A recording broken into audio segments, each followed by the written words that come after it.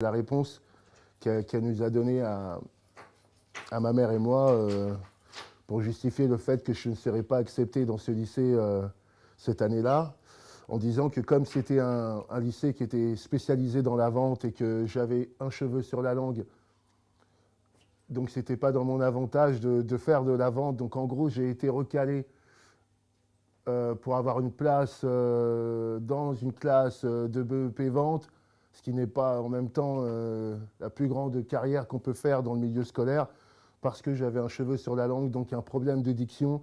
Et à partir de ce moment-là, j'étais donc incapable de pouvoir vendre quelque chose.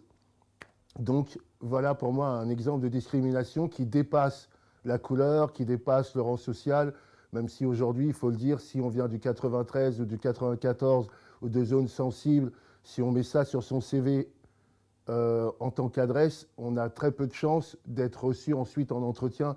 Donc voilà jusqu'où peut aller la discrimination. Et pour moi, cet exemple-là, qui est un exemple qui s'est passé il y a longtemps, mais qui est quand même dans un milieu scolaire, pour moi, c'était important d'en parler parce que je ne suis pas bègue, mais il y a aussi d'autres personnes en France qui ont des plus gros problèmes de diction que moi. La preuve, je vous le prouve. Et ces gens-là peuvent aussi être calés pour certains métiers sous prétexte que voilà, physiquement, ils ont un défaut et qu'on peut trouver énorme ou pas. Donc voilà, c'était pour moi un exemple de discrimination. Et donc voilà, c'est important de le dire. Aujourd'hui, moi, je suis artiste, je suis auteur, j'interprète, donc en même temps, je me suis servi carrément un peu de cette petite différence que j'avais ou ce désavantage pour certaines personnes, et j'en ai fait un avantage en m'exprimant à travers la musique. Maintenant, une autre forme de discrimination qui peut ramener encore à quelque chose de plus, on va dire, de plus récent pour moi, c'est-à-dire que voilà, je suis dans le domaine de la musique, du hip-hop, je suis rappeur, et aujourd'hui, ma musique aussi est victime de discrimination, c'est-à-dire qu'en général, s'il y a un concert de rap, ça va peut-être forcément mal se passer, il faudra mettre beaucoup plus de sécurité, autant que s'il y a OM PSG, par exemple. Et en fait, aujourd'hui, moi, je subis cette discrimination-là, c'est-à-dire le fait que ma musique ait une mauvaise image parce qu'elle est écoutée par des gens qui vivent en milieu urbain, en banlieue ou dans des milieux défavorisés. Donc forcément, quand il y a un concert de rap ou de hip-hop ou n'importe quoi, forcément, ça va mal se passer parce que forcément, le public n'est pas un public gérable et compagnie.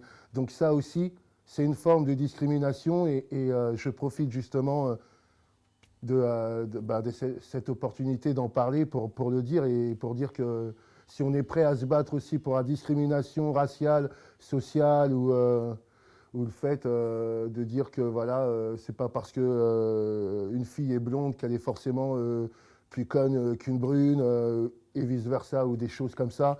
Et ben, je tiens à dire que c'est pas parce que je fais du hip-hop ou de la musique qui est écoutée par des gens qui sont dans un ghetto ou un autre que forcément à la fin du concert ça va mal se passer. Forcément, il y aura plus de problèmes que si on allait voir un match de foot ou je sais pas n'importe quel autre événement qu'il peut y avoir dans le milieu du spectacle.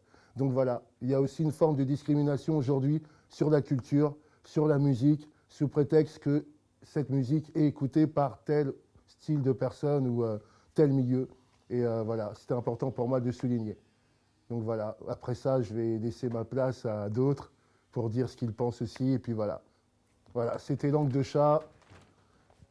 Voilà, j'ai dit ce que j'avais à dire. Salut, ciao. Merci, Langue de Chat.